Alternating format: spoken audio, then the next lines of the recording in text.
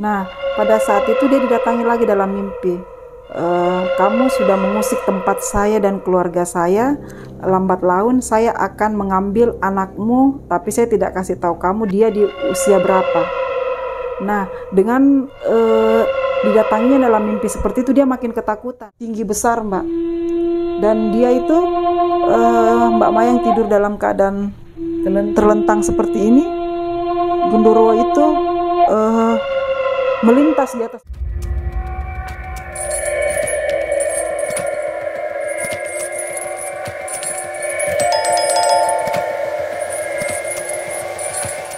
Assalamualaikum warahmatullahi wabarakatuh. Kembali lagi bersama saya Sutreni Aulia. Mengundang narasumber yang tidak asing lagi, yaitu Mbak Ika. Beliau akan bercerita atau mempunyai pengalaman mistis tentang makhluk yang tak kasat mata Gondoruo. Nah teman-teman, untuk tidak berlama-lama kita temui narasumber berikut ini. Halo Mbak Ika. Halo, terima kasih untuk kesempatan hari ini. Assalamualaikum warahmatullahi wabarakatuh. Saya coba ingin berbagi cerita, yaitu mengenai sebuah interaksi antara manusia dengan makhluk gaib. Mungkin dia itu sejenis dengan Gundurwo. Nah, ini Mbak, saya mau ceritakan yaitu pengalaman saya sewaktu saya tinggal di daerah pedalaman, yang bertempat tinggal itu bukan di daerah Sulawesi sini ya, Di luar Sulawesi. Di luar Sulawesi, ya. Nah, ini cerita yang ingin saya berbagi, yaitu pada saat kita tinggal di sebuah perkampungan, di mana perkampungan itu masih kurang penduduknya ya Mbak, jadi memang agak sepi. Dan perkampungan itu ya namanya kita tinggal di daerah perkampungan itu betul-betul masih seperti kayak hutan ya, hutan belantara, walaupun ada rumah tapi rumah itu tidak berdekatan, jaraknya itu kurang lebih 200 sampai 300 meter. Nah, ini yang saya ingin ceritakan yaitu pengalaman yang saya lihat dan sempat saya berada di rumah orang tersebut. Saat itu kan kita memang rumah berjauhan ya, jadi untuk sering ketemu itu tidak. Nah, dia itu di situ tinggal boleh dikata hampir bersamaan dengan saya. Nah, dia selalu merasa gelisah sejak dia tinggal di perkampungan itu. Nah, dia selalu merasa rumah itu sering datang makhluk-makhluk yang mengganggu ya Mbak. Dia datang dalam bentuk nyata, dia datang dalam mimpi, dan yang sering didatangi lewat mimpi itu istrinya. Nah, pada suatu hari saya lewat, saya mau mengarah ke kota. Nah, saya pikir dia lagi marah atau dia lagi ada mengadakan pekerjaan di dalam rumah, karena panci baskom itu suaranya kayak dipukul-pukul Mbak, begini-begini. Keras ya, kencangan. Pokoknya atau kayak bilang ada barang benda jatuh, yang seng-seng begitu jatuh. Tapi saya tidak pernah gubris, karena untuk dilihat itu dia aman-aman saja kalau dalam berumah tangga. Nah, berapa lama saya mulai kenal sama beliau itu, anaknya sering sakit-sakitan. Jadi setiap dia sakit, dia panggil kita beberapa tetangga, karena kita rumah jauh ya Mbak, apalagi kalau sudah malam itu terasa gelapnya. Jadi pada saat anak ini, dia punya anak sakit, dia panggil kita. Kita cuman anjurkan untuk bawa ke dokter apa seperti itu ya. Kita belum tahu kalau ternyata memang ada yang mengganggu dia di sekitaran situ. Nah, pada saat anak ini sakit, dia sudah bawa ke rumah sakit. Nah, malam harinya itu namanya Mbak Mayang ya, Mbak Mayang, tetanggaku itu namanya Mbak Mayang. Dia didatangi dalam mimpinya. Dia didatangi bentuk jin, tapi menurut dia itu nyata. Dia itu didatangi seperti mereka juga satu keluarga. Ada mamanya, ada bapaknya, ada anaknya. Anaknya itu kecil. Nah, dia dalam mimpinya itu dia berkata, jin itu seakan-akan berkata dengan dia, saya mau mengambil anak kamu, biar anakku ada teman, kata jin itu di dalam mimpinya. Dia sontak terbangun, ternyata dia cuma mimpi. Dan kejadian itu sering berulang dan berulang. Tapi karena dia tidak pernah hiraukan, jadi kayak semua perkakas dapur itu kalau malam jin ini datang, dia robohkan, Mbak. Dia robohkan, dia jatuhkan, pokoknya dia buat ulah di dapur. Nah, saya merinding. Ada beberapa kejadian itu saat suaminya juga itu dia nelayan ya, Mbak, dia nelayan ikan. Jadi dia biasa pergi mencari ikan, menyeberang pulau. Jadi pada saat suaminya tidak ada itu, dia malah sering diganggu. Penampakannya itu selalu berada di dekat lemari pakaian. Dia nyata, dia bisa lihat. Cuman dia yang nyata. Cuman anaknya itu ada juga yang bisa lihat, tapi dia lihatnya entah karena dia merasa ketakutan atau dia sudah jadi sudah melekat di pikirannya ya. Karena selalu Mbak Maya itu cerita ke anak-anaknya yang selalu dia lihat, selalu dia mimpikan. Nah, pada suatu hari anaknya ini sakit. Anak ini sakit lagi. Pada saat dia sakit, dia punya mata itu melotot. Anaknya itu matanya melotot, terus bibirnya hitam sekali bibirnya. Pinggiran matanya sini juga itu hitam semua. Anak ini kayak di luar kesadaran. Dia selalu menunjuk ke pintu kamar. Dia selalu menunjuk kalau ada dia lihat di situ. Nah, pada saat itu kita rame-rame pergi melihatnya. Kita hubungi tetangga, ada beberapa tetangga walaupun jaraknya kita agak jauh ya. Kita ke situ, terus dia menunjuk terus. Nah, pada saat itu suami saya ya bisalah sedikit membantu ya dengan keadaan seperti itu. Dia obati. Nah, pada saat anak ini diobati, tiba-tiba ada sesosok makhluk gaib yang kita tidak bisa lihat, tapi Mbak Mayang, suami saya, bisa melihatnya. Dia kaget. Ternyata di rumah dia itu ada memang tempat mereka sekeluarga jin itu. Jadi waktu dia tinggal di situ dia belum sempat pindahkan, ya namanya juga kita di perkampungan, jadi tidak tahu apa yang harus dilakukan. Jadi ada tempat yang di situ dia memang punya lokasi sebelum ibu ini tinggal, karena memang ibu ini di situ dia status kayaknya kontrak juga begitu seperti yang lainnya.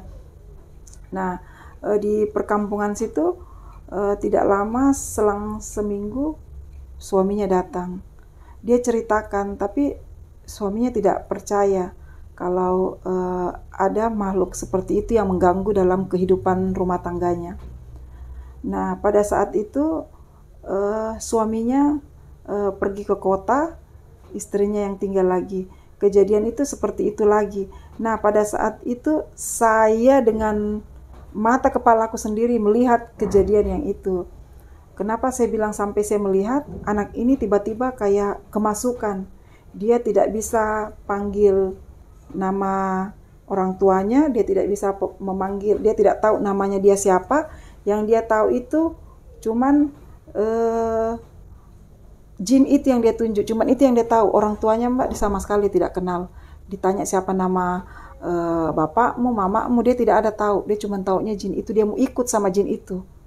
Jadi pada saat dia diobati, kita ambillah bawang putih, bawang putih itu kita ambil bukan yang tunggal, yang biasa orang kayak bikin obat itu, kita ambil bawang putih itu tengahnya dari bawang putih itu. Jadi kita buka semua satu bundaran bawang putih itu, kita ambil tengahnya, itu yang dibikin obat, sama garam kasar, garam dapur, tapi garam itu yang belum tersentuh dengan tangan untuk ke bumbu-bumbu ya Mbak, yang masih bersih, steril, yang masih. Jadi kita mintalah garam kasar itu, jadi dihamburkan di plafon, sudut rumah, kamar mandi, karena posisi rumah kan kayak rumah panggung, jadi dibuang semua ke bawahnya. Terus kita kasih pesan sama Mbak Mayang dan anak-anaknya, jangan, biarlah, karena takutnya nanti mereka injak kasar, dipikir pasir, jadi dianjurkan jangan untuk disapu, dibiarkan saja sampai meleleh seperti air. Nah, pada saat proses penyiraman dengan bawang putih itu, tengahnya bawang putih, tiba-tiba disitulah saya merasa betul-betul ketakutan, karena baru betul-betul saya melihatnya. Saya pikir selama ini saya biasa lewat ke pasar atau malam hari saya lewat, yang saya dengar jatuh apa semua itu, saya pikir mereka lagi ada masak atau membersihkan rumah. Di situ mata kepala saya melihat semua panci, sendok, apa semua yang digantung itu semua jatuh. Dia kayak marah karena disuruh, maksudnya rumah itu disterilkan, dibersihkan begitu ya Mbak. Jadi semua panci-panci itu jatuh semua. Baskom dia gebuk-gebuk. Pokoknya suasana dapur itu sangat mencekam. Jadi Mbak Mayang ini bilang sama kita, itulah kejadian yang sering dia alami. Jadi kita bilang, berarti kamu sudah lama merasakan kejadian seperti ini. Dia bilang, sudah lumayan lama, cuman kita tidak mau bercerita sama tetangga karena takut percaya tidak percaya ya Mbak.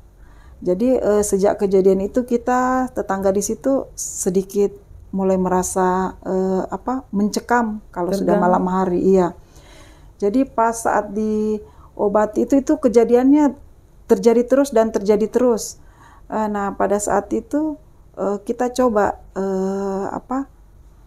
menanyakan sama Mbak Mayang apa yang sering dia lihat. Dia memang sering melihat perempuan, astagfirullah. Dia sering melihat perempuan di antara masuk dapur, dari dapur mau masuk ke ruang tamu, perempuan sangat jelek.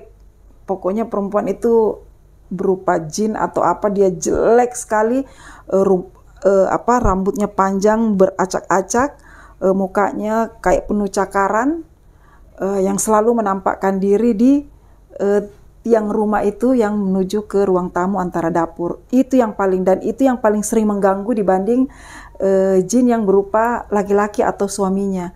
Nah, pada saat dia melihat itu, dia memanggil lagi kita untuk minta tolong diobati. Nah, pada saat diobati lagi rumah itu, seperti orang biasa bilang dipasili ya Mbak, ternyata dia banyak. Dia punya memang satu keluarga dia tinggal di situ. Dia dipindahkan di tengah-tengah hutan, di pohon. Ada pohon yang di tengah-tengah hutan itu, dia dibuang ke sana, ceritanya dipindahkan tempat, biar dia tidak mengganggu, karena ini bukan bangsa dia jin, kita manusia yang lebih mulia ya. Jadi pada saat sudah dipindahkan itu, kita memberitahu Mbak Mayang, Mbak, kalau Mbak ada rezeki, cobalah kita berbagi di hari Jumat ya. Kita coba berbagi sedekah, membuat makanan atau apa. Dia iakan dan dia siap. Jadi kita bilang, biar 9 atau 11 sesuai kemampuan, yang penting ada. Jadi pada saat kita kasih tahu seperti itu, dia itu selalu membuat seperti itu. Tidak pernah dia bisa membagikan itu, sesuatu yang ingin dia sedekahkan, dia tidak pernah bisa membagikan di bawah dari jam 12 siang Mbak. Selalu banyak halangannya. Padahal kita itu di situ bertetangga sudah dibantu, sudah diapa, karena yang dibikin tidak banyak, tapi selalu itu dia membaginya di atas jam 2 siang. Jadi entah apa kendalanya sampai terjadi seperti itu. Apakah memang jin ini masih mau mengganggu dengan cara mengganggu seperti itu ya Mbak? Jadi pada saat kejadian itu berulang dan berulang lagi, jadi pada saat itu kejadiannya tetap berulang dan berulang. Jadi dikasih tahu sama yang obatin ini, bagaimana kamu sudah bersedekah dengan membagikan makanan ke anak yatim, tidak usah banyak. Kalau memang uangmu pas, boleh ambil sampai 9, 10 atau sampai 11. Dia bilang, iya Pak, insya Allah Jumat ini saya lakukan, saya sudah sering lakukan. Jadi saya kasih tahu, Mbak Mayang, kenapa tidak bisa kamu bagikan sebelum Jumatan? Kenapa selalu sudah Jumatan atau sudah mau masuk asar? Saya cuman mau kasih masukan, yang namanya kita manusia biasa, siapa tahu kita bisa membagikan sebelum Jumatan itu, kita mintalah didoakan sama orang-orang yang mau sholat Jumat untuk membantu berdoa. Karena kamu selalu melakukan sedekah ini tidak pernah bisa mendapat tempat itu, jamnya itu tidak pernah di jam 12 atau di bawah jam 12 sebelum Jumatan. Nah, pada saat itu datanglah suaminya. Nah, sudah berulang kali dengan berniat yang tulus untuk bersedekah makanan di hari Jumat itu, selalu terkendala dengan waktu. Nah, pada saat itu dia didatangi lagi dalam mimpi. Kamu sudah mengusik tempat saya dan keluarga saya, lambat laun saya akan mengambil anakmu, tapi saya tidak kasih tahu kamu dia di usia berapa. Nah, dengan didatanginya dalam mimpi seperti itu, dia makin ketakutan. Dia sangat ketakutan. Jadi dia coba berbicara ke orang tuanya, tapi orang tuanya tidak percaya dan orang tuanya juga jauh. Dia berbicara dengan suami kalau ini mimpi yang keseringan. Nah, tanpa disadari suaminya ini tidak memberitahu keluarganya. Dia mencoba mengikuti apa yang dimimpikan dengan istrinya karena saking takutnya anaknya betul-betul diambil sama Gondoruo ini. Jadi suaminya ini mengiyakan apa yang ada di dalam mimpi istrinya. Tanpa sepengetahuan keluarganya, dia pergi beli apa yang diminta. Jadi di sebuah baki itu, di situ ada, dia minta kembang, dia minta yang sesajen ya, perlengkapan sesajen. Nah, dia berbicara, saya taruh di mana? Dia bilang, taruh di mana biasa saya menampakkan diri. Dia taruhlah antara jendela dengan pagar. Tidak ada pagar ya, karena kita perkampungan, jadi tidak jauh lah dari tangga rumah. Nah, pada saat dia taruh itu, memang betul keesokan harinya sesajen yang dia sediakan itu seakan-akan memang dia sudah datang, jin atau Gondoruo itu sudah datang karena sesajen itu sudah teracak, sudah terhambur, tidak seperti pertama ditaruhnya. Nah, makin dia sudah melakukan itu, ternyata istrinya sudah tidak pernah didatangi dalam mimpi untuk dibilang mau mengambil anaknya, tapi dia malah mengganggu istrinya atau si Mbak Mayang. Nah, Mbak Mayang ini malah selalu dia berteriak seakan-akan dia mau lawan. Karena kejadian itu biasa dia tidur bersebelahan dengan suaminya. Tiba-tiba dari jendela kamar itu dia melihat sosok tinggi besar, Mbak.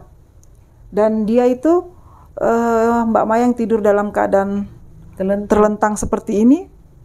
Gondoruo itu melintas di atas perutnya, kayak mau ditindis begitu. Dia berteriak sehisteris-histerisnya sampai suaminya bangun. Dia bilang, kenapa? Bilang, saya tadi berteriak, saya pikir yang mau langkahi tubuhku itu kamu, suaminya. Dia tunjukkan. Dia bilang, saya dari tadi tidur di sini. Dia bilang, ada itu tinggi besar lari keluar. Ternyata itulah makhluk Gondoruo yang selalu menghantui istrinya sejak dia beri sesajen bunga itu ya. Tidak pernah lagi untuk anaknya. Bilang dalam mimpi dia mau mengambil, tapi anaknya masih tetap dia kasih sakit. Selalu sakit, selalu sakit. Nah, pada saat itu musim hujan. Karena kita itu di perkampungan daerah sana itu kalau musim hujan, kita betul-betul memanfaatkan air hujan ya Mbak. Jadi dia itu sambil mandi, tapi memang sudah mau menjelang maghrib. Dia sambil mandi di luar, pakai handuk. Tiba-tiba tanpa dia di luar kesadaran dia itu, dia buka handuknya. Karena dia melihat sosok Gondoruo itu, dia bisa melihat nyata, dia bisa melihat sendiri. Pada saat dia melihat begitu, dia ada benda tajam, dia mau ambil, seakan-akan dia mau pukuli dirinya, dia mau gorok lehernya itu Mbak Mayang. Jadi ada tetangga yang lewat, dia kaget, dia berteriak, dia histeris, sampai kita semua dengar. Dan Mbak Mayang ini sudah dalam keadaan bugil. Jadi kita berteriak, kenapa? Dia bilang, itu Mbak Mayang, dia tiba-tiba telanjang, terus dia ada besi, dia ambil, dia pukuli dirinya, seakan-akan dia mau sakiti dirinya, jadi cepat ditolong, diambilkan handuk dikasih masuk. Lama-kelamaan baru dia sadar, tidak lama itu pindah lagi ke anak perempuannya. Nah, ditanyalah di situ, ada apa sebenarnya sampai kamu selalu mengganggu orang di sini? Nah, berceritalah berterus terang Mbak Mayang kalau ternyata suaminya pernah melakukan sesajen itu karena rasa takutnya itu kehilangan anak. Jadi dia mengikuti permintaan Gondoruo itu dengan keluarganya. Jadi saat itu berangsur-angsur terus seperti itu. Nah, pernah suatu hari kenanya itu malam Rabu atau malam Kamis, Mbak Mayang ini berteriak seakan-akan bertengkar. Dia bertengkar hebat, dipikir sama suaminya, ternyata dia Gondoruo itu datang. Dia berbicara seperti kita ini, dia bilang, apa maumu? Saya tidak takut sama kamu. Kenapa kamu selalu mengganggu keluarga saya, padahal saya tidak pernah apa-apain kamu. Kita masuk di sini baik-baik. Kenapa kamu selalu mau mengganggu saya pada saat saya mau tidur atau saat saya mau mandi? Dengan dia dibentak seperti itu, Gondoruo ini masuk lagi ke dapur. Semua perkakas itu dia jatuhkan, Mbak. Karena dia marah, karena dia dimaki-maki dia hancurkan semua apa yang ada di dalam dapur itu. Nah, dengan kejadian-kejadian seperti itu tidak berhenti berulang. Dia sudah panggil orang, sampai berapalah orang pintar di perkampungan situ dipanggil. Memang tidak bisa menghilangkan jejak jin ini yang selalu mengganggu. Nah, akhir setelah itu saya pindah tempat dari perkampungan itu. Informasi yang terakhir saya dengar dari sana, kalau sampai sekarang itu Mbak Mayang masih diganggu dengan keadaan saat dia tidur, Mbak. Dia biasa di jendelanya diketok, atau di jendelanya dia lagi tidur, Gondoruo itu ada di sampingnya, dia memperlihatkan diri. Biasa dia mau diganggu, dia tiba-tiba bangun. Jadi dia cuma bisa merubah orang pintar bilang, coba jendela tempat tidurmu dengan lemari kaca yang ada cerminnya, kamu kasih tidak berlawanan dengan arah tidurmu, karena dia senang melihat kecantikanmu di saat kamu tidur. Jadi pada saat dia sudah melakukan semua itu, memang tetap dia datang karena dia bilang, saya yang punya tempat ini. Dan dia sudah jadi pengikutku karena dia sudah memberi saya makan kan. Jadi dia masih sering datang dan masih sering mengganggu. Nah, pada saat itu anak-anaknya sudah mulai bertumbuh besar jadi remaja. Mbak Mayang ini dia sudah capek dengan kejadian yang tidak pernah berhenti, dengan kejadian seperti itu. Hampir setiap harinya dia diganggu. Nah, dia sudah merubah semua posisi yang ada di dalam rumah itu, tapi tetap Gondoruo ini tetap mengganggu, karena yang sekarang dia mau itu sih Mbak Mayangnya. Dan Mbak Mayang ini sudah menganggap makanan hari-hari diganggu dan diapakan juga, dia tetap kembali. Jadi sampai sekarang jin dan Gondoruo itu masih ada di dalam. Dia sudah menganggap itu, Mbak, seperti keadaan sehari-hari. Jadi dia diamkan dia diamkan sambil dia cuman bisa meminta tolong, dibantu doa, dibantu dalam pengobatan kalau ada yang bisa untuk mengusir jin atau gundurwo yang selalu mengganggu kehidupannya dalam sehari-hari. Nah, mungkin cuman itu Mbak yang saya bisa bagikan cerita untuk hari ini. Semoga bisa membantu dan bermanfaat buat kita semua. Oke teman-teman, mungkinlah tadi cerita dari narasumber Mbak Desi. Sampai jumpa di konten-konten berikutnya. Jangan lupa di subscribe, like, komen, dan share. Assalamualaikum warahmatullahi wabarakatuh.